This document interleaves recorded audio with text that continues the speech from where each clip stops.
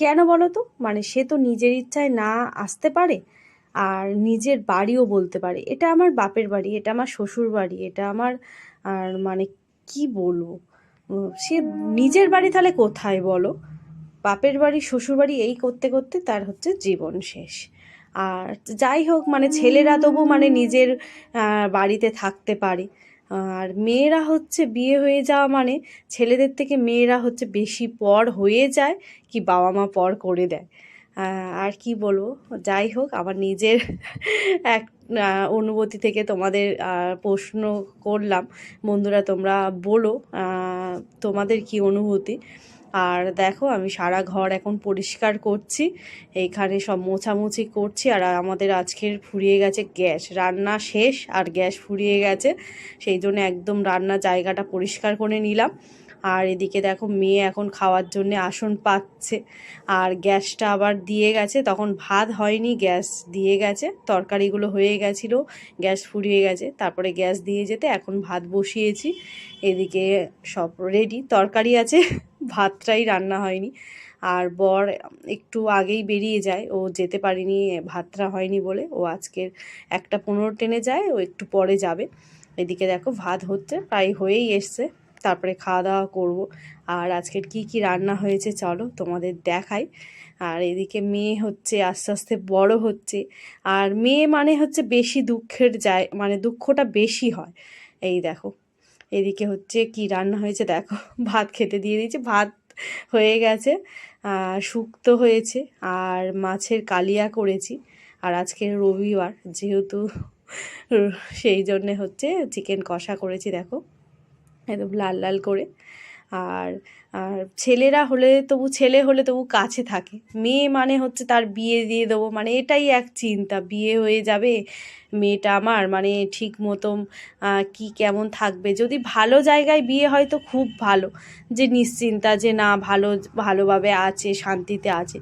আর মেয়ে যখন হচ্ছে শ্বশুরবাড়ি গিয়ে ঠিকঠাকভাবে সে যদি না শান্তিতে থাকতে পারে, বাবা মা হয়ে মানে আমাদের এর থেকে মনে হয় আর মানে কষ্ট আর হয় না। আর নিজেরা যা কষ্ট পাই, সন্তান যখন বড় হয়ে সে যদি কষ্ট পায়, মানে আমার মনে হয় মানে ওই কষ্টটা হচ্ছে মানে সব থেকে বড় কষ্ট।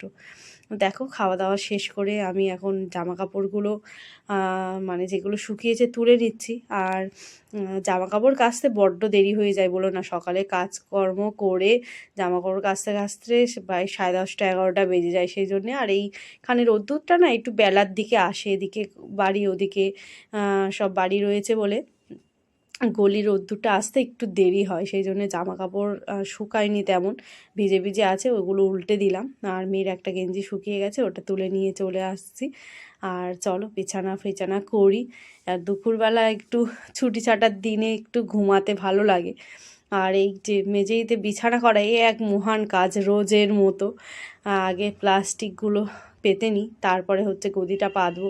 বরকে অনেক দিন থেকেই বলছি যে এবার একটা তক্তা কেনো, না হলে হচ্ছে মেয়েটার এই বছর শীতে প্রচণ্ড ঠান্ডা, মানে একদমই ঠান্ডা, মানে সব সময় দেখছি কাশি আর সর্দি, কাশি সর্দি লেগেই রয়েছে। আর বরেরও ভুগছে, আর আমি তো জল ঘাঁটি, আমার আর মানে ও তো হয় ঠান্ডা লেগেই থাকে। তাই এবারে হচ্ছে একটা তক্তা কেনার জন্য খুব করে বলছি যে, আর আর গদিটাও অনেক দিন হয়ে গেছে, প্রায় আমরা এই ঘরে আছি 2.5 বছর হয়ে গেল। এবার গদিটা নষ্ট হয়ে যাচ্ছে, দাঁড়িয়ে দাঁড়িয়ে ওর কোমর ভেঙে যাচ্ছে, সেই জন্যে। আর ঠান্ডাও উঠছে, ও আর কতদিন হবে না, মেজের একটা ঠান্ডা, সেই জন্য একটা তক্তা কিনে নেব খুব শিগগির, বলেছি বরকে। এবার রাজি হয়েছে, মানে বলে বলে শোনে না, বলো না। এখন বিছানা করে নিচ্ছে, আর মেয়েটা হচ্ছে গলির মধ্যে একটু খেলা করছে, ও একা না খেলতে পারে না, আর ওই ঘুরপাক করে, ওড়না নিয়ে হচ্ছে খেলা করে। আর দেখো আমার বিছানা রেডি। আর হচ্ছে শনি রবিবার হলে একটু স্কুলটা ছুটি থাকে, বেশ মানে ভালো লাগে বাড়িতে, ও দুজনে একসাথে থাকি, একটু গল্প গুজব, মেয়েও তো আস্তে আস্তে বড় হচ্ছে, ও কত রকমের কথা বলে, কত প্রশ্ন করে ঘরে থাকলে বলো না।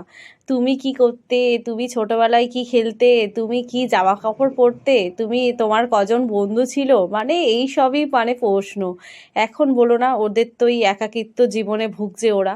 তখন আমরা হচ্ছে 3 ভাই বোন ছিলাম, তারপরে পাড়ার অনেক ছেলেমেয়েরা একই মানে একই বয়সী, আমরা কতজন, এমনি 8জন শুধু মেয়ে ছিলাম একসাথে।